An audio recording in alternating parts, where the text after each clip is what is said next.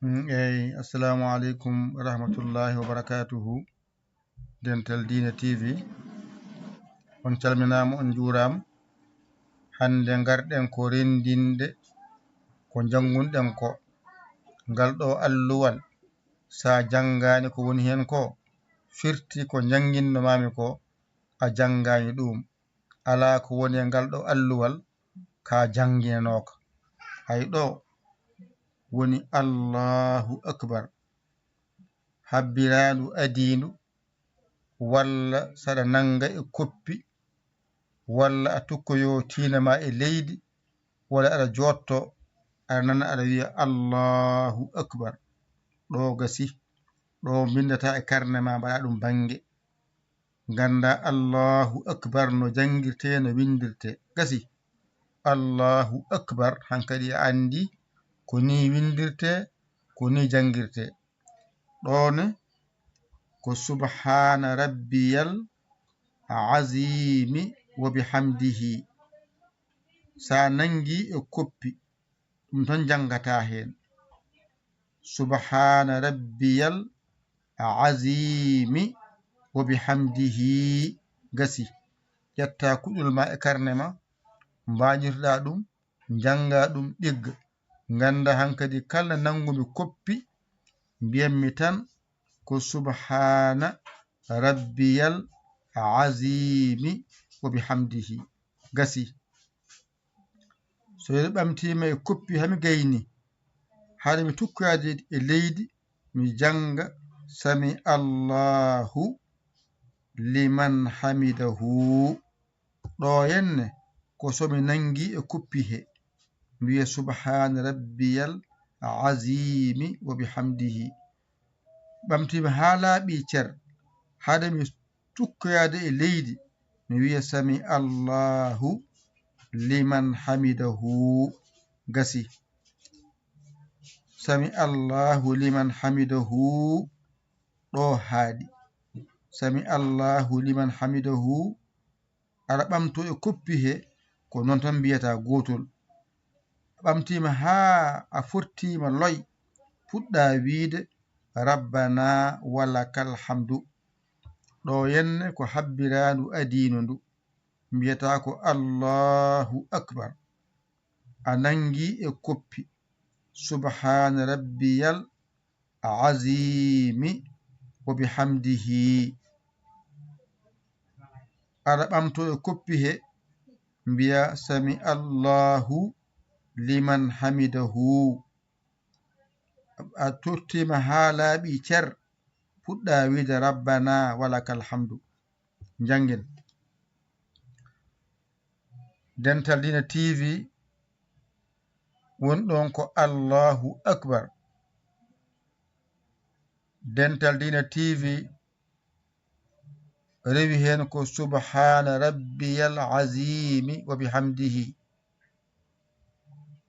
Dental Dina TV rewi hen ko sami Allahu liman hamidahu.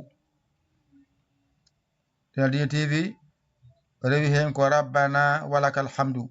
Gasi wonɗo ko geɗe nayi. Allahu akbar woni dow, rewi hen sa nangi koppi ko mbiyata subhana rabbiyal azimi wa bihamdihi. aɗa ɓamto e koppi he no mbiyata sami Allahu liman hamidahu. a ɓamtima ha fortima loy mbiya rabbana walakal hamdu. dow ko Allahu akbar a nangi e koppi mbiya subhana rabbiyal azimi wa bihamdihi. aɗa ɓamto e koppi he mbiyata ko sami Allahu liman hamidahu. a ɓamtima ha fortima loy mbiya rabbana walakal hamdu. Gasi ɗum ɗo tan jangunoɗa artira tan ko ha ɓallo ma mbawa ɗum wanjitade janga ɗum ɗigga. hankadi ɗo so ɗiggi andu julde ma yaawi a tonganama ɗum e sifa newiɗo keeriɗo jawɗo.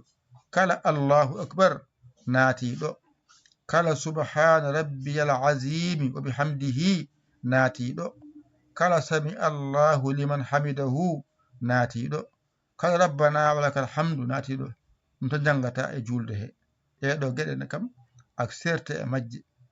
hankadi juuluma kam ɗo so ɗiggi hankadi juuluma ɓeydi weɓandema.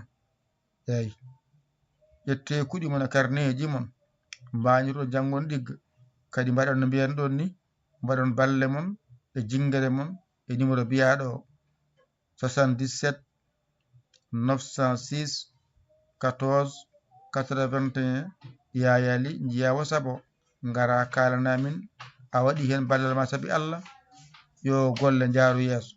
tawana tawa jaaru yeeso waɗa hay ɓuuɗu, aɗa wiya yo golle jaaru yeeso adan hay ɓuuɗu nannayi. addu ha gayna mbiya yo golle jaaru yeeso, ko ma gadda gaynaka e mbiya duwaɗa duwa ɓoltan ala ko duwa yo wonde hunde kay, duwa ko mawde hunde. on jarama de jokke golle mi beltima de. eyyi golle ene jokka, anne ar jokku golle, anne ar jokkide amen golle ɗe, mbasa jokkidde golle ɗe. holko woni jokkidde golle? ara golle ne aɗa deƴƴi deeƴi, ɗum ka jokkiɗɗo golle. woni jokkude golle, a yi golle ne golle ko golle nafoore diine l'islam, ko enɗamma aɗa golle ne, wadde sa walli on a walli hoorema, saabu wona politique, wona punti, ko diine ma gonɗa e jangguinede. wadde gollodironma e on banggue o wallima o funtanima, o wallima o funtanima. anne ƴetta ko waɗanma ko, ƴetta kuɗol ma e karne ma, mbañotoɗa jangga ɗigga jungo ma e posma, nanna nulda e numéro biyaɗo 77 906 14 81 paanoɗa aɗa duusa aɗa walla. yo Allah hokku en nande e famde. ko musidɗo mon giɗo mon saabu Allah, Yaya Ly ko Sénégal. alhamdulillahi rabbil alamina. on jarama, wassalam.